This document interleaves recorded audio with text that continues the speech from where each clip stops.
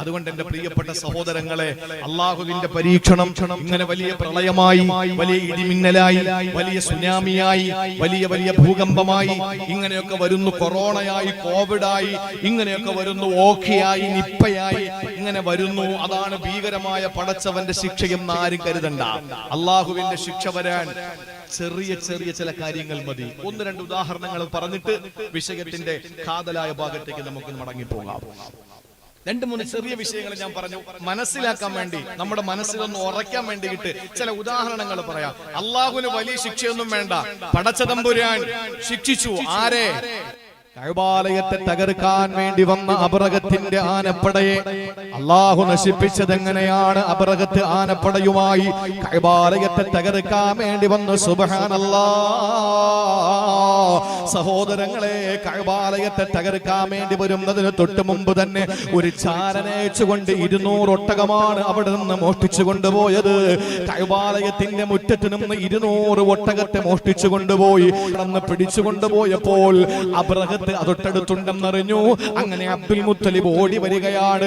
അബ്ദുൽ മുത്തലിബ് നേരെ വന്നുകൊണ്ട് അബ്രഹത്തിന്റെ മുമ്പിലെത്തി. അബ്ദുൽ മുത്തലിബ് കടന്നു വരുമ്പോൾ മുത്തുനബിയുടെ പ്രിയപ്പെട്ട ഉപ്പാന്റെ ഉപ്പയല്ലേ, അബ്ദുള്ളയുടെ പ്രിയപ്പെട്ട വാപ്പയല്ലേ? അബ്ദുൽ മുത്തലിബിനെ കണ്ടപ്പോൾ എന്തോ ഒരു സൗന്ദര്യമാ. അബ്ദുൽ മുത്തലിബിന്റെ സൗന്ദര്യം വല്ലാത്ത സൗന്ദര്യമാ. ആ സൗന്ദര്യം കണ്ടപ്പോൾ അബ്രഹത്തിന് അദ്ദേഹത്തെ നിലത്തിരുത്താൻ തോന്നിയില്ല. എന്ത് ചെയ്തെന്നറിയോ? ഈ അബ്രഹത്ത് പെട്ടെന്ന് തന്നെ തന്റെ ഇരിപ്പിടത്തിലേക്ക് വിളിച്ചിരുത്തുന്നത് അബസീനിയക്കാർക്ക് അത്ര ദഹിച്ചെന്ന് വരില്ല. അങ്ങോട്ട് ശ്രദ്ധിക്കണേ. അവസാനം എന്ത് ചെയ്തു? ഒരു ചെറിയ കമ്പളം വിരിച്ചു.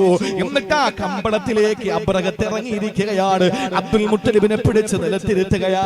എന്നിട്ട് അദ്ദേഹത്തോട് ചോദിച്ചു, അബ്ദുൽ മുത്തലിബേ, എന്താണ് വേണ്ടത്? ഞങ്ങൾ തകർക്കാം. ഞങ്ങൾ ഒരിക്കലും നിങ്ങളോട് യുദ്ധത്തിന് വന്നതല്ല, യുദ്ധം ചെയ്യൽ ഞങ്ങളുടെ ലക്ഷ്യവുമല്ല. ഞങ്ങൾ വന്നത് ഒരിക്കലും നിങ്ങളോട് യുദ്ധം ചെയ്യാൻ വേണ്ടിയിട്ടല്ല. ഞങ്ങൾ വന്നത് കഅബാലയത്തെ തകർക്കാൻ വേണ്ടിയിട്ടാ. ഞങ്ങൾ ഉണ്ടാക്കിയ ആരാധനാലയത്തിലേക്ക് ആളുകൾ വരുന്നില്ല. അതുകൊണ്ട് എല്ലാവരും ഇവിടെയാണ് വരുന്നത്. യമനിൽ നിന്ന്, ഷാമിൽ നിന്ന്, ബസറയിൽ നിന്ന്, കൂഫയിൽ നിന്ന് എല്ലാവരും വരുന്നത് ഇവിടെ തന്നെയാണ്. അതുകൊണ്ട് ഈ വരവൊന്ന് നിർത്താൻ വേണ്ടിയിട്ട് ഞങ്ങൾ ഇതാ തീരുമാനമെടുത്തിരിക്കുന്നു. അതുകൊണ്ട് നിങ്ങൾ ഈ കഅബാലയത്തെ ഞങ്ങൾ പൊളിക്കാൻ പോകുന്നു എന്ന് പറഞ്ഞപ്പോൾ അബ്ദുൽ മുത്തലിബ് പറഞ്ഞത് എന്തെന്നറിയോ? ഒന്ന് ചിന്തിക്കണേ സഹോദരങ്ങളെ, ഒരു നിമിഷം ഒന്ന് ആലോചിക്കണേ. ഈ അബ്ദുൽ മുത്തലിബ് അബ്രഹത്തിനോട് പറയുന്ന, അബ്രഹത്തെ, എന്റെ ഒട്ടകത്തെ ഇങ്ങ് തന്നെങ്കിൽ ഞാൻ അങ്ങ് പോകാമായിരുന്നു. ആ സമയത്ത് അബ്ദുൽ മുത്തലിബിനോട് അബ്രഹത്ത് പറയുന്നു, നിങ്ങളുടെ ഇബ്രാഹിമും ഇസ്മായിലും പണി കഴിപ്പിച്ച പരിശുദ്ധമായ കഅബാലയത്തെ ഞങ്ങൾ തകർക്കുമെന്ന് പറയുന്നു. ആ സമയത്ത് അബ്രഹത്തിനോട് അബ്ദുൽ മുത്തലിബ് പറയുന്നു, എന്റെ ഒട്ടകം തരുവോ, ഞാൻ അങ്ങ് പൊക്കോളാ. എന്റെ ഒട്ടകം തരുവോ, ഞാൻ അങ്ങ് പൊക്കോളാ. ആ സമയത്ത് വീണ്ടും പറഞ്ഞു അബ്രഹത്ത് പറഞ്ഞു, അബ്ദുൽ മുത്തലിബേ, ഞങ്ങൾ കഅബ ശരീഫ് പൊളിക്കാൻ വേണ്ടി വന്നവരാ. വീണ്ടും അബ്ദുൽ മുത്തലിബ് പറയുന്നു, എന്റെ ഒട്ടകം അങ്ങ് തന്നെങ്കിൽ എനിക്ക് പോകാമായിരുന്നു. അവസാനം അബ്ദുൽ മുത്തലിബിനോട് അബ്രഹത്ത് ചോദിച്ചു, എന്തേ കഅബാലയത്തെ പൊളിക്കുമെന്ന് പറഞ്ഞിട്ട് അതിന് മറുപടിയില്ല. നിങ്ങൾ പറയുന്നു എന്റെ ഒട്ടകം, എന്റെ ഒട്ടകം, എന്റെ ഒട്ടകമെന്ന്. അതുകൊണ്ട് ഞാൻ ചോദിക്കുകയാണ്, നിങ്ങൾക്ക് കഅബാലയത്തോട് കൂറൊന്നുമില്ലേ? ഈ പറയുന്ന കഅബ ശരീഫിനോട് നിങ്ങൾക്ക് ഇഷ്ടമൊന്നുമില്ലേ? ഈ ചോദ്യം അങ്ങോട്ട് ചോദിക്കുമ്പോൾ പൊന്നാര നബി തങ്ങളുടെ പ്രിയപ്പെട്ട ഉപ്പ അബ്ദുള്ളയുടെ പ്രിയപ്പെട്ട ഉപ്പ അബ്ദുൽ മുത്തലിബ്, ആ അബ്രഹത്ത് എന്ന് പറയുന്ന അവിടത്തെ ആനപ്പടയുമായി കടന്നു വന്ന അബ്രഹത്തിനോട് പറഞ്ഞതെന്തെന്നറിയോ? ഒട്ടകം എന്റേതാണ്, കഅബാലയം പടച്ചവന്റേതാണ്. ഒട്ടകത്തിന്റെ കാര്യം ഞാൻ നോക്കിയാ മതിയല്ലോ, കഅബാലയത്തിന്റെ കാര്യം അവൻ തന്നെ നോക്കിക്കോളൂ. അവൻ തന്നെ നോക്കിയില്ലേ? അല്ലാഹ് ചോദിക്കുന്നു, അലം തറ കൈഫ ഫഅല റബ്ബുക ബിഅസ്ഹാബിൽ ഫീൽ അലം യജ്അൽ കൈദഹും ഫീ തദ്ലീൽ വഅർസല അലൈഹിം طيرا أبابيل ترميهم بحجارة من سجيل فجعلهم كعصف مأكول. അബ്രഹത്തിന്റെ ആനപ്പടയെ അല്ലാഹ് നശിപ്പിച്ചത് എങ്ങനെയാണ്? ചെറിയ ചെറിയ കിളികളെ കൊണ്ട്, കുരുവിക്കൂട്ടങ്ങളെ കൊണ്ട് അല്ലാഹു തആല നശിപ്പിച്ചു കളഞ്ഞു. എങ്ങനെയായി അവരെന്നറിയോ? കഅസ്ഫിൻ മഅകൂൽ, ചതച്ചരയ്ക്കപ്പെട്ട വക്കോൽ കൂട്ടങ്ങളെ പോലെ ആ അബ്രഹത്തും ആനപ്പടയും കൂട്ടവും നശിച്ച് നാമാവശേഷമായി മാറി. അതിന്റെ കാരണം എന്തെന്നറിയോ? പടച്ചതമ്പുരാനെ കരയിൽ കരയിലെ ഏറ്റവും വലിയ ജീവി ഏതാണ്? കരയിലെ ഏറ്റവും വലിയ ജീവി ഏതാണ്? അതങ്ങ് ആഫ്രിക്കയിലുള്ള ആളും പറയും, അങ്ങ് മൊറോക്കയിലുള്ള ആളും പറയൂ, അങ്ങ് എത്യോപ്യയിലെ ആളും പറയും, ഇങ്ങ് ഇന്ത്യ രാജ്യത്തെ ആളും പറയൂ. എവിടെയുമുള്ള മനുഷ്യർ പറയും ആകാശത്തിന്റെ ചുവട്ടില് ഭൂമിയുടെ മുകളിൽ ഏറ്റവും വലിയ ജീവി ഏതാ? ദിനോസറിന്റെ കാലം കഴിഞ്ഞു പോയി. ഏറ്റവും വലിയ ജീവി എന്ന് പറയുന്നത് ആനയാണ്. ആ ഏറ്റവും വലിയ ജീവിയായ ആനപ്പടയെ മുൻനിർത്തിയിട്ട് കടന്നു വന്ന അബ്രഹത്തിനെ അള്ളാഹു നശിപ്പിക്കാൻ പടച്ച തമ്പുരാൻ മറ്റൊരാനെ ഇറക്കിയില്ല. അള്ളാഹു നശിപ്പിച്ചത് അള്ളാഹുവിന്റെ ഖുർആൻ പറഞ്ഞതുപോലെ ചെറിയ അബാബീൽ പക്ഷികളെ കൊണ്ടാണ്. അല്ലാഹു തആല കുരുവി കൂട്ടങ്ങളെ കൊണ്ടാണ് നശിപ്പിച്ചത്. അല്ലാഹു നശിപ്പിക്കാൻ സുനാമി വേണമെന്നില്ല. അല്ലാഹുവിനെ നശിപ്പിക്കാൻ വലിയ വലിയ ഏതെങ്കിലുമൊക്കെ പേമാരിയുടെ രൗദ്രത വേണമെന്നില്ല. അല്ലാഹുവിനെ നശിപ്പിക്കാൻ കോവിഡ് എന്ന ഭീകരമായ രോഗം വേണമെന്നില്ല. എന്തുകൊണ്ടാണ് കഅബാലയത്തെ അല്ലാഹു തആല രക്ഷപ്പെടുത്തിയത്? അബ്ദുൽ മുത്തലിബ് കഅബാലയത്തിന്റെ ആ പരിശുദ്ധമായ കഅബാലയത്തിന്റെ ചങ്ങല വലിച്ചുകൊണ്ട് കഅബാലയത്തിന്റെ മുന്നിൽ ചങ്ങല തൂക്കിയിട്ടിട്ടുണ്ടായിരുന്നു. ആ ചങ്ങല ഇങ്ങനെ പിടിച്ചു. എന്നിട്ട് അബ്ദുൽ മുത്തലിബ് പറഞ്ഞത് എന്തെന്നറിയോ? യാ റബ്ബി ലാ അർജൂലഹും സിവാക യാ റബ്ബി ഫംന മിൻഹും ഹിമാക ഇന്ന അദുവൽ ബൈതി മൻ ആദാക ഫംനഉഹും അൻ യുഖ്രിബു ഖുറാക യാ റബ്ബി ലാ അർജൂലഹും സിവാക. അവർക്കെതിരായിട്ട് എനിക്ക് നിന്നോടല്ലാതെ ചോദിക്കാൻ ആരുമില്ല പടച്ചവനെ. ഇതാരാണ് ചോദിക്കുന്നത് പറയുന്നതെന്ന് ചിന്തിക്കണേ. അബ്ദുൽ മുത്തലിബിന്റെ കാലത്താണ്. അന്ന് ഹബീബായ നബി തങ്ങൾ ഒരിക്കലും ഉദയം ചെയ്തിരുന്നില്ല. ആ കാലഘട്ടത്തിൽ അല്ലാഹുവിനോട് അബ്ദുൽ മുത്തലിബ് പറയുന്നു, എനിക്ക് നിന്നോടേ ചോദിക്കാനുള്ളൂ. കാരണം യാ റബ്ബി ഫംന മിൻഹും ഹിമാക, അവരിൽ നിന്ന് നിന്റെ പരിശുദ്ധ കഅബാലയത്തെ സംരക്ഷിക്കേണ്ടത് നീ തന്നെയാണ്. ഇന്ന അദുവൽ ബൈതി മൻ ആദാക ഫംനഉഹും ഇൻ ഐ യുഖ്രിബു ഖുറാക. നിന്റെ പരിശുദ്ധമായ ഈ നാടിനെ നശിപ്പിക്കാൻ ഇതാ അബ്രഹത്ത് ആനപ്പടയെടുത്തു കൊണ്ട് വന്നിരിക്കുകയാ. ആനപ്പടയെ നശിപ്പിക്കണേ പടച്ചവനെ എന്നൊരൊറ്റ ദുആ അബ്ദുൽ മുത്തലിബ് അവിടെ നിന്ന് കഅബാലയത്തിന്റെ ചങ്ങല കൂട്ടങ്ങളിൽ പിടിച്ചുകൊണ്ടെന്ന് ദുആ ചെയ്തപ്പോൾ അല്ലാഹ് പറഞ്ഞു അതിനെ അങ്ങ് നശിപ്പിച്ചു കളഞ്ഞു. സഹോദരങ്ങളെ, പടച്ചവന് ചെറിയ ചെറിയ പൈനാക്കിളികൾ മതി, ചെറിയ ചെറിയ കുരുവിക്കൂട്ടങ്ങൾ മതി, ചെറിയ ചെറിയ പക്ഷികൾ മതി. ഇതിലും മുഫസ്സിരീങ്ങൾ പറയുന്നത് ഇത് വലിയ വലിയ ചെറിയ ചെറിയ കുരുവിക്കൂട്ടങ്ങളല്ല, ചെറിയ ചെറിയ ചില ഫംഗസുകളായിരുന്നു, ചില വൈറസുകളായിരുന്നു എന്ന് വരെ പറയുന്നുണ്ട്. കൊതുകായിരുന്നു, ഈച്ചയായിരുന്നു വന്നതെന്നൊക്കെ പറയുന്നുണ്ട്. പോട്ടെ, ഏതായിരുന്നാലും അള്ളാന്റെ പരിശുദ്ധമായ ഖുർആനിലൂടെ അല്ലാഹ് പറഞ്ഞു ആനപ്പടയെ നശിപ്പിച്ചത് അള്ളാനെ ചെറിയ സൈന്യത്തെ അയച്ചുകൊണ്ടാ. ഇനി ഒരൊറ്റ സംഭവം കൂടി ഞാൻ നിങ്ങളെ ശ്രദ്ധയിൽപ്പെടുത്തുകയാണ്. മഹാനായ ആസിം റളിയല്ലാഹു തആല അൻഹു മദീനയിൽ വന്ന് കുറെ ആളുകൾ വന്നിട്ട് പറഞ്ഞു, നബിയെ ഞങ്ങൾ ഇസ്ലാമിലേക്ക് കടന്നു വന്നവരാ, അതുകൊണ്ട് ഞങ്ങളെ ഒന്ന് ഇസ്ലാം പഠിപ്പിക്കാനും ഖുർആൻ പഠിപ്പിക്കാനും നിങ്ങൾ ആരെങ്കിലും ഒന്ന് പറഞ്ഞു വിടണേ നബിയേ. നബി സല്ലല്ലാഹു അലൈഹി വസല്ലമയുടെ മുന്നിൽ വന്നിട്ട് പറയാണ്, ഞങ്ങൾ ഇസ്ലാമിലേക്ക് കടന്നു വന്നവരാണ്, ഈ അടുത്ത സമയത്ത് ഞങ്ങൾ ഇസ്ലാം പുൽകിയവരാണ്, അതുകൊണ്ട് ഞങ്ങൾക്ക് പഠിക്കാൻ താല്പര്യമുണ്ട്. ഖുർആൻ അറിയുന്ന, തിരുവചനങ്ങൾ അറിയുന്ന ആരെയെങ്കിലും നിങ്ങളൊന്ന് വിട്ടുതരണം. അല്ലാഹുവിന്റെ ഹബീബ് 10 പേരെ വിട്ടുകൊടുത്തു. 10-ാമൻ ഖുബൈബ് ബിൻ അദി റളിയല്ലാഹു അൻഹു, 9-ാമൻ മഹാനായ ആസിം റളിയല്ലാഹു അൻഹു. 10 പേരെ വിട്ടുകൊടുത്തു. പോയി പഠിപ്പിച്ചിട്ട് വരാൻ പറഞ്ഞു. മദീനത്തിൽ നബി സല്ലല്ലാഹു അലൈഹി വസല്ലം തങ്ങൾ ഇരിക്കുന്നു. 10 പേരെയും കൊണ്ടുവന്ന് തൻഈം എന്ന് പറയുന്ന ഹറമിന്റെ ബൗണ്ടറിക്ക് വെളിയിൽ, പരിശുദ്ധ കഅബ, പരിശുദ്ധ മസ്ജിദുൽ ഹറമിൽ നിന്ന് 5 കിലോമീറ്റർ ഇപ്പുറത്തുള്ള മസ്ജിദ് ആയിഷ എന്ന് പറയുന്ന, ആയിഷ പള്ളി എന്ന് പറയുന്ന പള്ളി നിലനിൽക്കുന്ന തൻഈം എന്ന് പറയുന്ന സ്ഥലത്തെത്തിയപ്പോൾ അതിന് മുമ്പ് വെച്ച് തന്നെ പല സ്ഥലങ്ങളിലും വെച്ച് പലരുമായിട്ട് ഇവർ യുദ്ധം ചെയ്തു. കാരണം ഇവർ പൊതുവിശ്വാസികളായിരുന്നില്ല, ഇവർ മനഃപൂർവ്വം വന്നിട്ട് മുസ്ലിമീങ്ങളെ ഇങ്ങനെ പറ്റിച്ച് കൊന്നുകളയാൻ വേണ്ടിയിട്ട് വന്നവരാണ്. അങ്ങനെ ഖുബൈബ് റളിയല്ലാഹുവിന്റെ കഥ പോട്ടെ, അതവിടെ നിൽക്കട്ടെ, നമ്മൾ ഒരുപാട് കേട്ടവരെ. ആസിം റളിയല്ലാഹു അൻഹുവിനെ ഇവര് ആക്രമിക്കാൻ ഒരുങ്ങി. ഒരുപാട് പിടിച്ചു നിന്നു ആസിം റളിയല്ലാഹു അൻഹു. അവസാനം ആസിം റളിയല്ലാഹു തആല അൻഹുവിനെ നിഷ്ഠൂരമായി കൊന്നു. എന്നിട്ട് അവിടെ നിന്ന് പ്രഖ്യാപിച്ചു, ഈ ആസിമിന്റെ തല, ആ തലയെടുത്തിട്ട് ഉഹദിൽ ഞങ്ങളുടെ പ്രിയപ്പെട്ട ഒരു സഹോദരിയുടെ മകനെ ഇതുപോലെ കൊന്നുകളഞ്ഞവനാണ് ആസിം. അതുകൊണ്ട് ഈ തല കൊണ്ടുവന്ന് ആ കൊല ചെയ്യപ്പെട്ടവന്റെ ഉമ്മയ്ക്ക് കൊടുക്കണം, ഗിഫ്റ്റായി കൊടുക്കണം എന്ന് പറഞ്ഞാണ് ഈ മഹാനായ ആസിം റളിയല്ലാഹു അൻഹുവിനെ കൊല്ലുന്നത്. ആസിം റളിയല്ലാഹു തആല അൻഹുവിനെ കൊന്ന് തലയെടുക്കാൻ വേണ്ടി ശത്രുക്കൾ അങ്ങോട്ട് പോകേണ്ട താമസം. സുബ്ഹാനല്ലാഹ്, എന്താ സംഭവിച്ചെന്നറിയോ? അള്ളാഹുവിന്റെ പട്ടാളം അവിടെയും വന്നു. കഅബ പൊളിക്കാൻ വേണ്ടി വന്നവനെ ആട്ടി ഓടിക്കാൻ വേണ്ടി വന്നത് ചെറിയ കുരുവിക്കൂട്ടങ്ങളാണെങ്കിൽ അതിനേക്കാൾ ചെറിയ പട്ടാളത്തെ അള്ളാഹു ഇറക്കി അവിടെ. ഏത് പട്ടാളം? ആസിം റളിയല്ലാഹു അൻഹുവിനെ 4 ഭാഗത്തും വളഞ്ഞു പട്ടാളം. അള്ളാഹുവിന്റെ പട്ടാളം. അള്ളാഹുവിന്റെ പട്ടാളം ഏതാണ്? ആ പട്ടാളം തേനീച്ച കൂട്ടങ്ങളാണ്. തേനീച്ച കൂട്ടങ്ങൾ വന്നു, അതിന്റെ മൂളിപ്പാട്ടോടുകൂടി അത് കടന്നു വരികയാണ്. ആ തേനീച്ചകൾ വന്നിട്ട് ആസിം റളിയല്ലാഹു അൻഹുവിനെ അങ്ങ് വളയുകയാ.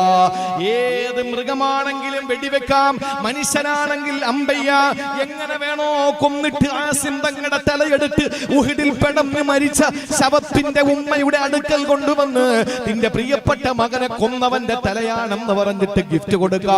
പക്ഷേ അള്ളാഹുവിന്റെ പട്ടാളം തേനീച്ചകളായതുകൊണ്ട് തേനീച്ചയെ ബോംബ് വെക്കാൻ പറ്റൂലല്ലോ, തേനീച്ചയെ അമ്പയ്യാൻ പറ്റൂലല്ലോ, തേനീച്ചയെ വാള് കൊണ്ട് വെട്ടാൻ പറ്റൂലല്ലോ. ആ തേനീച്ച എന്ന പട്ടാളത്തെ കൊണ്ട് അല്ലാഹു തആല ആസിം തങ്ങളുടെ ആ ശരീരത്തിന്റെ 4 ഭാഗത്ത് വല്ലാത്ത നിലയിൽ ഒരു വലിയ മതിൽ കെട്ടി നിർമ്മിച്ചു. ആസിം റളിയല്ലാഹു അൻഹുവിന്റെ ബോഡിയിലേക്ക് അടുക്കാൻ കഴിയാതെ വന്നപ്പോൾ അവൻ അവിടെ നിന്ന് ഉറക്കെ പറയുകയാണ്, വൈകുന്നേരം വന്നിട്ട് നമുക്ക് അവന്റെ തലയെടുക്കാം. ആരും വന്ന് ഈ ശരീരം എടുക്കില്ല. അവരവിടെ നിന്ന് മടങ്ങിപ്പോയി. സുബ്ഹാനല്ലാഹ്, പടച്ചവന്റെ പേമാരി പെയ്യുകയാ. അള്ളാഹുവിന്റെ മഴത്തുള്ളികൾ കൊണ്ട് മീകായിൽ അലൈഹിസ്സലാം മഴ പെയ്യിപ്പിക്കുകയാ. ആ മഴ ഇങ്ങനെ പേമാരിയായി. ആ പേമാരിയിൽ ആസിം തങ്ങളുടെ മയ്യത്ത് ജനാസ ഒലിച്ചൊലിച്ചു പോകുന്നു. അവിടെ നിന്ന് ആസിം തങ്ങളുടെ ജനാസ ഇങ്ങനെ ഒലിച്ചൊലിച്ചു പോകുമ്പോ പ്രിയപ്പെട്ടവരെ ആർക്കും കാണാൻ പറ്റുന്നില്ല.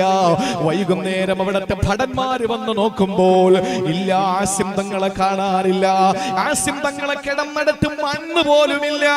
ഇന്ന് ഇടുക്കി ജില്ലയിലെ, പത്തനംതിട്ട ജില്ലയിലെ, ഈ പറയപ്പെടുന്ന കോട്ടയം ജില്ലകളിൽ അവിടെ നിന്ന് മലവെള്ളപ്പാച്ചിലിൽ ഉരുൾപൊട്ടിയിട്ട് അവിടെ ഒരു തോട് നിർമ്മിക്കപ്പെട്ടതുപോലെ ആസിം റളിയല്ലാഹു അൻഹു കിടന്ന ഭാഗത്ത് കുത്തി ഒലിക്കപ്പെടുന്ന ഒരു അരുവിയായി മാറി. ആ മഴകൾ വന്ന് മഴയുടെ മഴവെള്ളത്തിന്റെ പേരിൽ മഴവെള്ളം ഇങ്ങനെ പാഞ്ഞു വന്നപ്പോൾ ആ മഴവെള്ളത്തിൽ ഇങ്ങനെ ആസിം തങ്ങളുടെ ജനാസ ഒലിച്ചു പോവുകയാണ്. സഹോദരങ്ങളെ, വിവരം മദീനയിൽ മഹാനായ സയ്യിദുനാ ഉമറുൽ ഫാറൂഖ് തങ്ങൾ അറിഞ്ഞു. ഉമറുൽ ഫാറൂഖ് റളിയല്ലാഹു അൻഹു അറിയുമ്പോ ഉമർ തങ്ങൾ അവിടെ നിന്ന് പ്രഖ്യാപിച്ചത് എന്തെന്നറിയോ? ആസിമിന് അങ്ങനെ സംഭവിച്ചിട്ടുണ്ടെങ്കിൽ അതിൽ ഞാൻ അഭിമാനം കൊള്ളുന്നു. കാരണം എന്തെന്നറിയോ? കാന ആസിമു നദറ അല്ലാ യമസ്സഹു മുശ്രികൻ അബദാ. അവിടെ നിന്ന് ആസിം തങ്ങൾ എപ്പോഴും ദുആ ചെയ്യുമായിരുന്നു, റബ്ബേ എന്റെ ശരീരത്തിൽ ഒരു മുശ്രിക് തൊടല്ലേ അല്ലാ, ഒരു ബഹുദൈവ വിശ്വാസി എന്റെ ശരീരത്ത് തൊടല്ലേ അല്ലാ, എനിക്കൊരു മുശ്രിക്കിനെ കാണേണ്ട അവസ്ഥ വരുത്തല്ലേ അല്ലാ, എന്റെ ശരീരത്തിൽ ഒരു മുശ്രിക് തൊടല്ലേ പടച്ചവനെ എന്ന് ദുആ ചെയ്തു. ഉമർ റളിയല്ലാഹു അൻഹു രോമാഞ്ചത്തോടെ വികാരത്തോടുകൂടി അവിടെ നിന്ന് പ്രഖ്യാപിക്കുകയാ, ഫമനഅഹുല്ലാഹു ബഅദ വഫാത്തി ആസിമി. ആസിമിന്റെ വഫാത്തിന് ശേഷവും അല്ലാഹു ആ പ്രതിജ്ഞ, ആ ദുആ അല്ലാഹു സ്വീകരിച്ചു കൊടുത്തു. ഹയാത്തിൽ അദ്ദേഹത്തെ ഒരു മുശ്രിക് തൊട്ടിട്ടില്ല, അദ്ദേഹം ഒരു മുശ്രിക്കിനെയും സ്പർശിച്ചിട്ടില്ല. അങ്ങനെ തന്നെ അല്ലാഹു അദ്ദേഹത്തെ മരിക്കുന്ന സന്ദർഭത്തിൽ ഒരു മുശ്രിക്കും തൊടാത്ത അവസ്ഥയിൽ അല്ലാഹു തആല എവിടെയോ കൊണ്ടുപോയി ആസിം തങ്ങളെ. ആസിം തങ്ങളുടെ മയ്യത്ത് ആർക്കും അറിയില്ല എവിടെയാണെന്ന്. അതിങ്ങനെ മലവെള്ളപ്പാച്ചിൽ ഇങ്ങനെ പോയി. അള്ളാഹുവിന് വലിയ വലിയ സിംഹത്തെ ഇറക്കേണ്ടതുണ്ടോ? അള്ളാഹുവിന് കടുവക്കൂട്ടങ്ങൾ ഇറക്കേണ്ടതുണ്ടോ? അള്ളാഹുവിന് ആനക്കൂട്ടങ്ങൾ ഇറക്കേണ്ടതുണ്ടോ? അള്ളാഹുവിന് ചെമ്പുലികൾ ഇറക്കേണ്ടതുണ്ടോ? അള്ളാഹുവിന് ഏതെങ്കിലും ഭീകരമായ ഹിംസ്ര ജന്തുക്കളെ ഇറക്കിയിട്ട് നശിപ്പിക്കേണ്ടതുണ്ടോ? ഇല്ല. ഇവിടെ തേനീച്ചകളെ കൊണ്ട് അല്ലാഹു തആല ശത്രുക്കളെ പരാജയപ്പെടുത്തി. തൊട്ടു മുമ്പ് അബാബീൽ എന്ന കുരുവി കൂട്ടങ്ങളെ കൊണ്ട് അല്ലാഹു ശത്രുക്കളെ പരാജയപ്പെടുത്തി.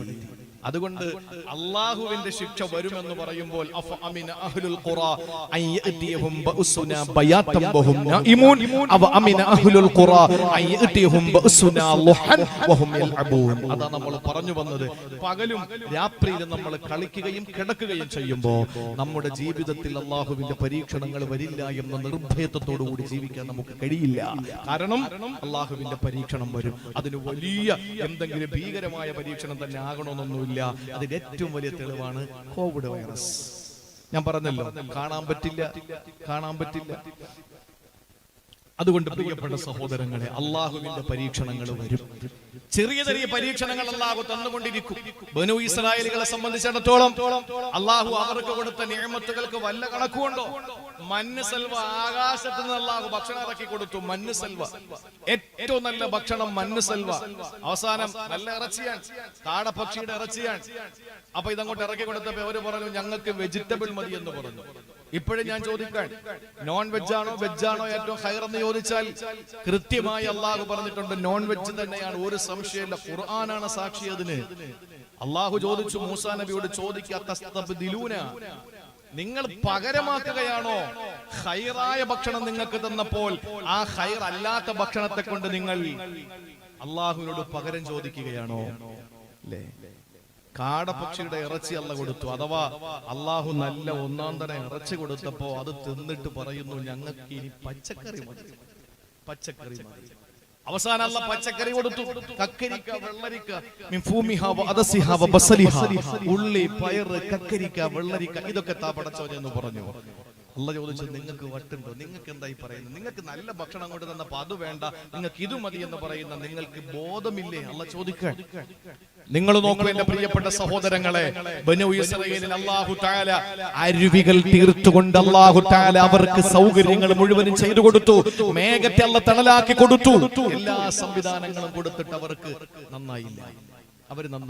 നമുക്കും അല്ലാഹു എന്തൊക്കെ സൗഭാഗ്യങ്ങളാ തരുന്നത്! എത്ര സൗഭാഗ്യങ്ങൾ അല്ലാഹു തന്നു. ആ സൗഭാഗ്യങ്ങൾ മുഴുവനും നമുക്ക് പടച്ചവൻ തന്നിട്ട് നമുക്ക് വല്ല മാറ്റമുണ്ടോ? ഇതേ അവസ്ഥ ബനൂ ഇസ്രായേലികൾക്ക് ഉണ്ടായി. ഒരു മാറ്റവും ഇല്ല. മൂസാ നബിക്കെതിരെ പ്രവർത്തിക്കാൻ തുടങ്ങി, നാട്ടിൽ ഫിത്ന ഉണ്ടാക്കാൻ തുടങ്ങി, നാശം ഉണ്ടാക്കാൻ തുടങ്ങി. ആ സമയത്ത് അള്ളാഹു എന്ത് പരീക്ഷണം കൊടുത്തെന്നറിയോ?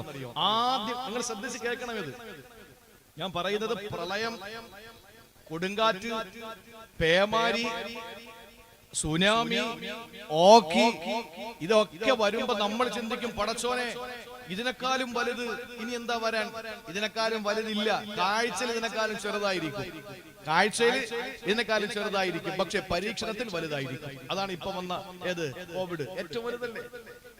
അള്ളാഹു ആദ്യം ഈ സമുദായത്തെ പരീക്ഷിച്ചത് എങ്ങനെയാണ്? ബനൂ ഇസ്രായേലിനെ പരീക്ഷിച്ച സൂറത്തുൽ അറാഫിൽ അള്ളാഹു പറയുന്നുണ്ട്, ആദ്യം അവരെ പരീക്ഷിച്ചത് ഫഅർസൽനാ അലൈഹിമു തൂഫാൻ. അള്ളാഹു അവർക്ക് പ്രളയം കൊടുത്തു. അള്ളാഹു അവരെ പ്രളയത്തിലാക്കി. വെള്ളം കയറി അവരുടെ കൃഷിപ്പാടങ്ങൾ മുഴുവനും നശിച്ചു പോയി. അവരുടെ കെട്ടിടങ്ങൾ മുഴുവനും തകർന്നു പോയി. അവരിൽ പലരും മുങ്ങിച്ചത്തുപോയി. ആ സമയത്ത് അള്ളാഹു അവർക്ക് പ്രളയം കൊടുത്തു. മൂസാ നബിയുടെ മുന്നിൽ വന്നിട്ട് പറഞ്ഞു, മൂസാ നബിയേ ഉദ്ഉ റബ്ബക, പടച്ചവനോടൊന്ന് ദുആരക്ക്, ഞങ്ങൾ നന്നായി കൊള്ളാം, ഇനി ഞങ്ങൾ ധിക്കരിക്കൂല, ഇനി ഞങ്ങൾ ഒരു കുഴപ്പമുണ്ടാക്കൂല. അള്ളാഹുവിനോട് ഒന്ന് ദുആരക്ക് മൂസാ നബിയെ, ഈ പ്രളയം ഒന്ന് മാറ്റി തരാൻ പറ. മൂസാ നബി ദുആരന്നു, പ്രളയം മാറി. മൂസാ നബി ദുആരന്നു, പ്രളയം മാറി. പണ്ട് ഹൈദർ അലി ശിഹാബ് തങ്ങൾ മലപ്പുറം ഹൈസ്കൂൾ ഗ്രൗണ്ടില് മഴയെ തേടിയുള്ള നിസ്കാരത്തിന് നേതൃത്വം നൽകി. തിരുവനന്തപുരത്ത് പല സ്ഥലങ്ങളിലും മഴയെ തേടിയുള്ള നിസ്കാരം നടന്നു. നമ്മുടെ പനൂര് നടന്നു എന്ന് എനിക്ക് തോന്നുന്നു. അപ്പൊ പല സ്ഥലങ്ങളിലും മഴയെ തേടിയുള്ള നിസ്കാരം നടന്നു, അല്ലേ? പള്ളിയിൽ എല്ലാരും ഉണ്ട്, എല്ലാരും ദ്വാരക്കുന്നു, പടച്ചോനെ ഞങ്ങൾക്കൊരു തുള്ളി വെള്ളം കിട്ടിയില്ലെങ്കിലും കുഴപ്പമില്ല, ഞങ്ങളുടെ കന്നുകാലിക്കെങ്കിലും ഒന്ന് വെള്ളം കിട്ടട്ടെ, ഞങ്ങളുടെ മൃഗങ്ങൾ ചത്തൊടുങ്ങാൻ പോകുന്നു, കുറച്ച് വെള്ളം കിട്ടണം പടച്ചോനെ എന്ന് ദുആ ചെയ്തു.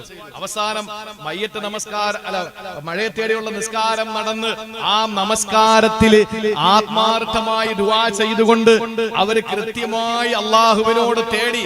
അവസാനം എന്ത് സംഭവിച്ചു? അതുവരെ പള്ളിയിൽ കയറിയവനെ പിറ്റേന്ന് കാണാനില്ല. അപ്പൊ ചോദിച്ചു, എന്താ നീ പള്ളി വരാത്തത്? മഴയല്ലേ, പിന്നെ എങ്ങനെ പള്ളിയിൽ വരുമെന്നാ ചോദിക്കുന്നത്. ഇന്നലെ പള്ളിയിൽ കയറിയത് മഴ ഇല്ലാത്തത് കൊണ്ടാണ്. ദുആ ചെയ്ത് മഴ പെയ്തപ്പോ പിന്നെ മഴയല്ലേ, പള്ളിയിൽ എങ്ങനെ വരുമെന്ന് ഒന്ന് ചിന്തിച്ചു നോക്കിയേ. മഴയെ തേടിയുള്ള നിസ്കാരം ഗ്രൗണ്ടിൽ ഇത്ര മണിക്ക് ഉണ്ടാവുമെന്ന് പറഞ്ഞു.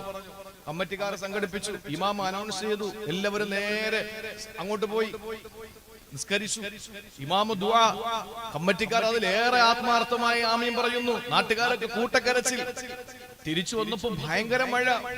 ആ സമയത്ത് ഇമാം അടുത്ത കടയിലോട്ട് കയറി, മോദീൻ അതിന്റെ ഒപ്പം കയറി.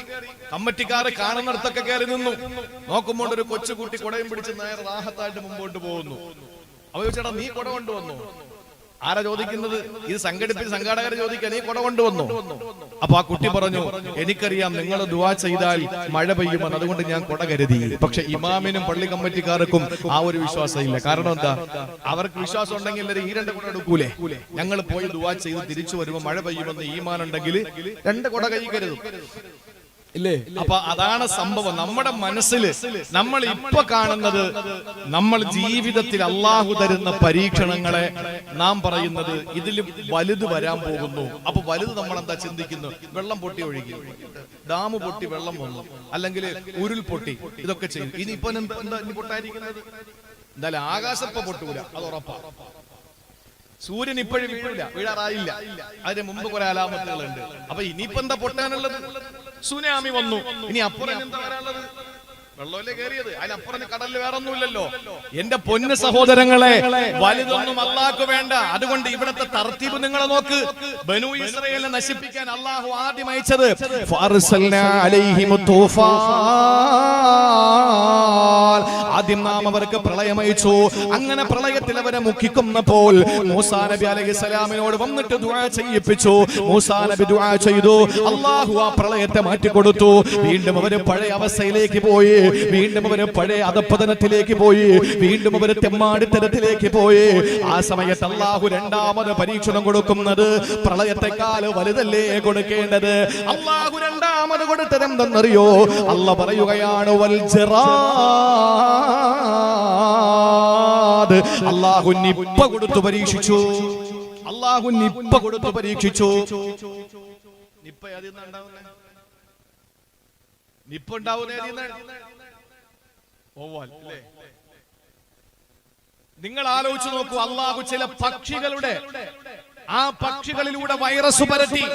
ഇപ്പോ ഇത് ബനൂ ഇസ്രായേലിൽ കൊടുത്ത ശിക്ഷയായിരുന്നു. എന്തായിരുന്നു? വൽ ജറാദ, വെട്ടുകിളി അല്ലാഹു തആല അവരിലേക്ക് ശിക്ഷയാക്കി ഇറക്കി കൊടുത്തു. പ്രളയത്തെക്കാൾ എന്ത് ലഘുവായ ശിക്ഷ പക്ഷെ അല്ല. ഈ വെട്ടുകിളി വന്ന് അവരുടെ ജീവിതത്തിലെ, അവരുടെ അന്നമാകുന്ന, അവരുടെ ജീവിതത്തിന്റെ സർവസ്വമാകുന്ന കൃഷിപ്പാടങ്ങളെ നശിപ്പിക്കാൻ തുടങ്ങി, ആളുകളെ കൊത്താൻ തുടങ്ങി. വെട്ടുകിളി വന്ന് എല്ലാത്തിനെയും നശിപ്പിച്ചു. സുബ്ഹാനല്ലാഹ്. മൂസാ നബിയുടെ മുന്നിൽ വന്നിട്ട് ബനൂ ഇസ്രായേലുകൾ പറഞ്ഞു, മൂസ നബിയെ ഒന്ന് ദുആരക്കോ, ഇനി ഞങ്ങൾ നന്നായിക്കൊള്ളാം, ഇനി ഞങ്ങൾ ഒരിക്കലും മോശക്കാരാവൂല, അല്ലാഹുവിനോടൊന്ന് ദുആരക്കെന്ന് പറഞ്ഞു. മൂസാ നബി അലൈഹിസ്സലാം വീണ്ടും ദുആ ചെയ്തു. അല്ലാഹു പരീക്ഷണം മാറ്റി കൊടുത്തു. പക്ഷെ കാലങ്ങൾ കഴിഞ്ഞപ്പോ വീണ്ടും ഒരു പഴയതുപോലെയായി. ആ സമയത്ത് അല്ലാഹു ഇറക്കി കൊടുത്തു. എന്താണെന്നറിയോ? ആദ്യം അല്ലാഹു ഇറക്കിയത് പ്രളയമാണ്, രണ്ടാമത് വെട്ടുകിളിയാണ്. നമ്മുടെ കണ്ണിൽ ആദ്യത്തേത് വലുതും രണ്ടാമത്തത് ചെറുതുമാണ്. അല്ല, അല്ലാഹു ആദ്യം ചെറുതേ കൊടുക്കും. വലനുദീഖന്നഹും മിനൽ അദാബിൽ അദ്നാ ദൂനൽ അദാബിൽ അക്ബർ. അല്ലാഹു പറഞ്ഞത് വലനുദീഖന്നഹും, നിങ്ങളെ ഞാൻ നിശ്ചയമായും രുചിപ്പിക്കും, നിങ്ങളെ വേദനിപ്പിക്കും, നിങ്ങളെ അനുഭവിപ്പിക്കും. എന്താണ് ദൂനൽ അദാബിൽ അക്ബർ? വലിയ ശിക്ഷകൾ വരുന്നതിന് മുമ്പ് വലനുദീഖന്നഹും മിനൽ അദാബിൽ അദ്നാ, ചെറിയ ചെറിയ ശിക്ഷകൾ കൊണ്ട് നിങ്ങളെ ഞാൻ ശിക്ഷിപ്പിക്കും. ദൂനൽ അദാബിൽ അക്ബർ, വലിയ ശിക്ഷ നിങ്ങൾക്ക് വരുന്നതിന് മുമ്പ്. അപ്പൊ ആദ്യം വരുന്നത് ചെറിയ ശിക്ഷയാണെന്ന് അല്ലാഹുവാണ് പറഞ്ഞത്, നമ്മളല്ല. അതുകൊണ്ട് പ്രളയം ചെറുതാണ്. പിന്നെ അല്ലാഹു കൊടുത്തത് ജറാദ് എന്ന വെട്ടുകിളിയാണ്. ഇനി മൂന്നാമതല്ല കൊടുത്തത് എന്തെന്നറിയോ? അല്ലാഹു തന്നെ പറയുകയാണ്, വൽ ഖുമ്മല. അല്ലാഹു ചെല്ലുകളെ ഇറക്കി വിട്ടു. ചെല്ലുകൾ എന്ന് പറഞ്ഞാൽ കൃഷിപ്പാടങ്ങളിലെ, കൃഷിയിടങ്ങളിലെ ചെതലുകളായി, ചെറിയ ചെറിയ ചെല്ലുകളായി. എന്നാ മനുഷ്യന്റെ ശരീരത്തിൽ അത് പേനായി. തലയിലൂടെ ഓടുന്ന പേനുണ്ടല്ലോ, ചെറിയ പേൻ. അല്ലാഹു ഇങ്ങനെ ശിക്ഷിക്കുന്നത്. ചെറിയ പേനുണ്ടല്ലോ, ആ ചെറിയ പേൻ അല്ലാഹു മനുഷ്യന്റെ, അവർക്ക് വെള്ളം കുടിക്കാൻ കഴിയുന്നില്ല. ഒരു ഗ്ലാസ് വെള്ളം എടുത്താൽ അതിൽ നിറച്ച് പേനാണ്. ചെള്ളാണ്, കൊതുകാണ്, ഈച്ചയാണ്, എല്ലാത്തിനുമുള്ള ടോട്ടലായിട്ടുള്ള കോമൺ പേരാണ് ഈ പറയുന്ന കുമ്മൽ എന്ന് പറയുന്നത്. ചെതലിനും അങ്ങനെ തന്നെയാ പറയുന്നത്. കൃഷിയിടങ്ങളിൽ ചിതൽപുറ്റ്, അവിടെ വീടുകളുടെ ഇടയിൽ ചിതലുകളായി, എല്ലാം തകർന്നു വിടാൻ തുടങ്ങി. അവർ ഇടിക്കുന്ന വെള്ളത്തിൽ ചെള്ളുകളായി, പ്രാണികളായി, അവർക്കൊന്നിനും പറ്റുന്നില്ല. ശരീരം മുഴുവനും പേനായി. ഇങ്ങനെ ഒരു പരീക്ഷണം അല്ലാഹു കൊടുത്ത് സഹിക്കാൻ പറ്റുന്നില്ല. ഒന്നാലോചിച്ച ജംഗ്ഷനിൽ നിങ്ങനെ തലയുറന്നുകൊണ്ടിരിക്കുന്ന രംഗം ഒന്നാലോചിച്ചു. അത് തലയല്ല കഴിയുന്നത്, ശരീരം മുഴുവനും അല്ലാഹു തആല ഈ പരീക്ഷണം കൊടുത്തു. എല്ലാവരും ഈ അവസ്ഥയിലായി. അവസാനം അല്ലാഹുവിനോട് ദുആ ചെയ്തതിന്റെ പടച്ചോനെ, മൂസാ നബി ദുആരന്നു, ഇവരുടെ ഇടപെടൽ. മൂസാ നബി ഒന്ന് ദുആരക്ക് മൂസാ നബി അലൈഹിസ്സലാം ദുആ ചെയ്തു, പടച്ചോനെ എന്റെ സമുദായത്തിന്റെ ഈ വിപത്തൊന്ന് മാറ്റിക്കൊടല്ല, അവരിനി നന്നായിക്കോളും പടച്ചവനെ. ആ സമയത്ത് മൂസാ നബിയുടെ ദുആ കൊണ്ട് അല്ലാഹു ആ പേനിനെ, ചെള്ളിനെ അല്ലാഹു ഒന്ന് മാറ്റിക്കൊടുത്തു. അത് മാറ്റിയപ്പോൾ അവരുടെ ജീവിതം പഴയതിനേക്കാൾ അപ്പുറത്തേക്ക് പോയി, വീണ്ടും മോശക്കാരായി മാറി. ആ സമയത്ത് അല്ലാഹു വീണ്ടും പരീക്ഷണങ്ങൾ കൊടുക്കുകയാണ്. അതേതാണ് അടുത്ത പരീക്ഷണമെന്നറിയോ? നാലാമത്തെ പരീക്ഷണമെന്നറിയോ?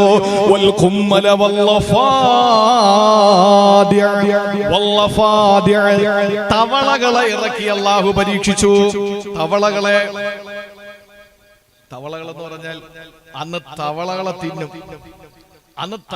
തിന്നും ആളുകൾ. അപ്പൊ ആ തവളകൾ അടുത്ത ഈ പേനിന്റെ ദുരന്തത്തെക്കാൾ ഭീകരമായ ദുരന്തമാണ്. അവര് തിന്നുമെങ്കിലും എത്രയെന്നും പറഞ്ഞ് തിന്നും. ഈ തവളകളെ ഇറക്കി അവരുടെ എന്തെങ്കിലും പാകം ചെയ്താൽ അടുപ്പിൽ നിറക്കുന്ന പാത്രം നിറച്ച തവളയായി. ഒരു തഫ്സീറുകളിൽ കാണുന്ന ഒരു കമീസ്, ഒരു കന്തൂർ എടുത്തവർക്ക് ഇടാൻ പറ്റില്ല. അതിന്റെ പോക്കറ്റിൽ, അതിന്റെ എല്ലാം മടക്കിലും, കൈയുടെ മടക്കിലും ഒക്കെ കയറിയിരിക്കാൻ തുടങ്ങിയ തവള. എവിടെ പോയാലും തവള. അവരുടെ മൃഗങ്ങളുടെ അവരുടെ മറ്റ് സംവിധാനങ്ങളുടെ, അവരുടെ യാത്രാ വാഹനങ്ങളുടെ എല്ലാത്തിലും തവളയായി. കുടിക്കാൻ പറ്റുന്നില്ല, തിന്നാൻ പറ്റുന്നില്ല. അള്ളാഹുവിന്റെ പരീക്ഷണം. കരഞ്ഞ് വീണ്ടും മൂസാ നബി എടുത്തുകൊണ്ട് പറഞ്ഞു, ഇനി ഒരിക്കലും ഞങ്ങൾ തെറ്റ് ചെയ്യില്ല മൂസാ നബിയെ, ഒന്നുകൂടി ഞങ്ങൾക്ക് ഒരു അവസരം കൊടുത്താ, ഒന്നുകൂടെ ദുആരക്ക്. എണ്ണി വെച്ചോ, എത്ര 3 പ്രളയം, 2.5 പ്രളയമുണ്ടായി. 2 പൂർണ്ണ പ്രളയവും ഒരു ഭാഗികമായ പ്രളയവും. എന്നിട്ട് അല്ലാഹു ഓക്കി തന്നു, നിപ്പ തന്നു, വൈറസ്, ഈ കോവിഡ് തന്നു. എന്നിട്ട് നന്നായില്ല, വീണ്ടും അല്ലാഹു ഒരു പ്രളയം തന്നു. ഇങ്ങനെ ഓരോന്ന് ബനൂ ഇസ്രായേലിന് കൊടുത്തതുപോലെ നമുക്ക് തന്നോണ്ടിരിക്കുക. പിന്നെ നമുക്കുള്ളൊരു ഭാഗ്യം എന്ന് പറഞ്ഞാൽ, അല്ലാഹു ഈ പരീക്ഷണങ്ങളൊക്കെ കൊടുക്കുമ്പോഴും നമ്മൾ അല്ലാഹുവിനോട് ദുആ ചെയ്യുന്നതിന് മുമ്പ് തന്നെ, നമ്മൾ ആരും വലുതായിട്ട് ആത്മാർത്ഥമായി നമുക്ക് ദുആരക്കാൻ ടൈമില്ലല്ലോ. കാരണം നമ്മൾ TV ഓണാക്കി വെച്ചിരിക്കുകയാണ്. കാരണം എത്ര പേര് മരിച്ചു. പിറ കാണാൻ പോകുമ്പോ തന്നെ മൊബൈലിൽ നോക്കിയിട്ട് ഇങ്ങനെ കുനിഞ്ഞു നോക്കിക്കൊണ്ടിരിക്കുക. പിറ കണ്ട മലന്ന് ആകാശത്തിൽ നോക്കിയാലേ പിറ കാണോ? ഈ ദുനിയാവുള്ള മുഴുവനും മൊബൈൽ നോക്കിക്കൊണ്ടിരിക്കുക. പിറ കണ്ടെന്ന് എവിടെയെങ്കിലും? ഇത് ആരെങ്കിലും ഒരാളെ മേപ്പോട്ട് നോക്കിയിരുന്നെങ്കിൽ കാപ്പാട് കണ്ടനെ.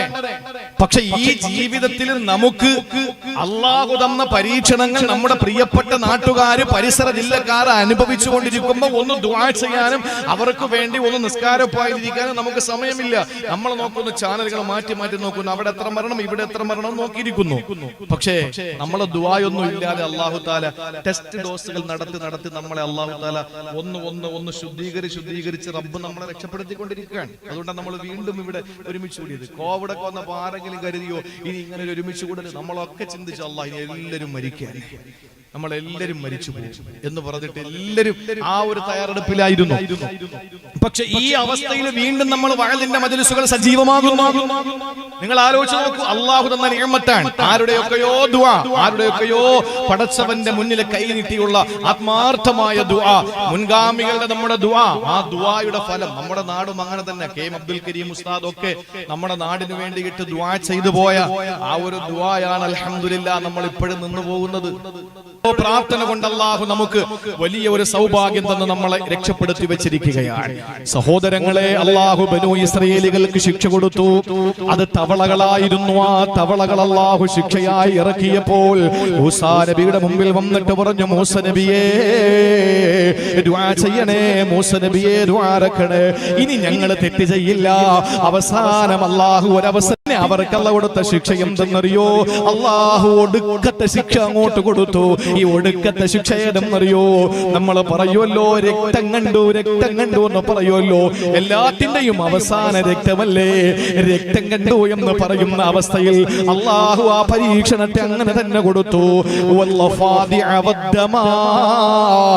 പിന്നെ അല്ലാഹു കൊടുത്തത് രക്തമാണ്. ശരീരത്തിൽ നിന്ന് രക്തം ഇങ്ങനെ ഒലിച്ചിറങ്ങാൻ തുടങ്ങി. മാത്രമല്ല, കുടിക്കാൻ ഒരു ഗ്ലാസ് വെള്ളമെടുത്താൽ അതിൽ രക്തമായി. വസ്ത്രം ധരിക്കാൻ പറ്റുന്നില്ല, മുഴുവനും ബ്ലഡാണ്. ആളുകൾക്ക് ഇങ്ങനെ ബ്ലീഡിങ്ങിന് പുറത്ത് ആളുകളുടെ ശരീരത്തിൽ മാത്രമല്ല, അവര് കുടിക്കാൻ വേണ്ടി ഒരു ഗ്ലാസ് വെള്ളം എടുക്കുന്നു. പക്ഷെ ഒന്ന് നിങ്ങൾ അറിയണേ, ഈ ശിക്ഷ ഇത്രയും കൊടുത്തപ്പോൾ ധിക്കാരികൾക്ക് മാത്രമാണ് അല്ലാഹു ശിക്ഷ കൊടുത്തത്. മൂസാ നബിയുടെ ജനതയായ മൂസാ നബിയെ കൊണ്ട് വിശ്വസിക്കുന്ന സമൂഹത്തിനുള്ള ശിക്ഷ കൊടുത്തില്ല. അവസാനം കുടിക്കാൻ ഒരു ഗ്ലാസ് വെള്ളം എടുത്തപ്പോൾ മുഴുവനും ബ്ലഡാണ്. അതുകൊണ്ട് എങ്ങനെ കുടിക്കും? അതുകൊണ്ട് കുടിക്കാൻ പറ്റാത്ത അവസ്ഥ വന്നപ്പോൾ അപ്പുറത്ത് മൂസാ നബിയുടെ കൗമിൽപ്പെട്ട ഒരു പെണ്ണിനോട് അവിടത്തെ ശിക്ഷ ഏറ്റുവാങ്ങേണ്ടി വന്ന ഒരു പെണ്ണ് പറഞ്ഞു, എനിക്ക് വല്ലാതെ ദാഹിക്കുകയാണ്, എനിക്ക് വെള്ളം കുടിച്ചേ മതിയാവുകയുള്ളൂ, അതുകൊണ്ട് കുറച്ച് വെള്ളം എനിക്ക് തരുവോ? അവൾ ഒരു ഗ്ലാസ് വെള്ളം എടുത്തപ്പോൾ അത് വെള്ളം തന്നെയാണ്. പക്ഷെ ഈ പെണ്ണിന്റെ കയ്യിലേക്ക് അങ്ങ് കൊടുത്തപ്പോ അല്ലാ ആ വെള്ളം അതാ രക്തമായി മാറുകയാണ്. അവസാനം ഇനി എന്താ ചെയ്യുക? തൊണ്ട പൊട്ടിക്കീറുന്നു. വെള്ളം വല്ലാത്ത ദാഹിച്ച് പൈതാകമടക്കാൻ ജലപാനം നടത്താൻ കഴിയാതെ വിഷമിക്കുമ്പോ ഈ പെണ്ണ് പറഞ്ഞു, പെണ്ണേ നീ ഒന്ന് കുടിക്കേ, എന്നിട്ട് നിന്റെ വായിൽ നീ ആ വെള്ളം കൊള്ളു, എന്നിട്ട് ആ വായിൽ കൊണ്ട വെള്ളമുണ്ടല്ലോ എന്റെ ചുണ്ടിലോട്ടും ഒഴിച്ചു തരുവോ? സുബ്ഹാനല്ലാഹ്. മൂസാ നബിയെ കൊണ്ട് വിശ്വസിച്ച സാലിഹത്തായ പെണ്ണ് വാം നിറച്ചു വെള്ളം കൊണ്ടു. എന്നിട്ട് ഒരു ചുംബനം കൊടുക്കും പോലെ ഈ പെണ്ണിനെ ചുണ്ടിലേക്ക് ചേർത്ത് വെച്ചിട്ട് അവളെ ചുണ്ടിലേക്ക് ഇങ്ങനെ പാസ് ചെയ്തു കൊടുത്തു. പക്ഷേ ആ മുസ്ലിമത്തായ മൂസാ നബിയെ കൊണ്ട് വിശ്വസിച്ച സ്ത്രീയുടെ വായിൽ കിടക്കുമ്പോൾ ശുദ്ധവെള്ളം നേരെ അപ്പുറത്തെ പെണ്ണിന്റെ വായിലേക്ക് പാസ് ചെയ്യപ്പെടുമ്പോൾ അത് രക്തമായി മാറുന്നു. അല്ലാഹു പറയുന്നു, ആയാത്തിൻ മുഫസ്സലാ, കൃത്യമായി ശിക്ഷകൾ ദൃഷ്ടാന്തങ്ങൾ അവർക്ക് ഞാൻ കൊടുത്തുകൊണ്ടിരുന്നു. എന്നിട്ടും അവരുടെ അവസ്ഥ എന്തായി? ഫസ്തക്ബറൂ വകാനൂ ഖൗമൻ മുജ്രിമീൻ.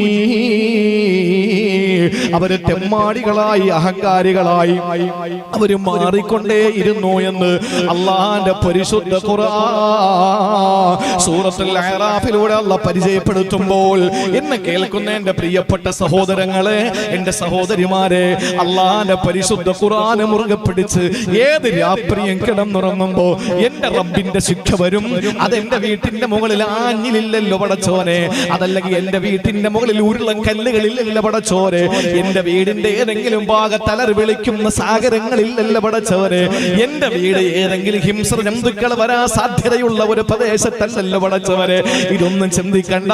ഒരു ചെള്ളുമതി മോനെ, ഒരു തവള മതി മോനെ, ഒരു ചെറിയ പ്രാണി മതി മോനെ, ഒരു തുള്ളി ബ്ലഡ് മതി മോനെ നിന്നെ അല്ലാഹു പരീക്ഷിക്കാൻ.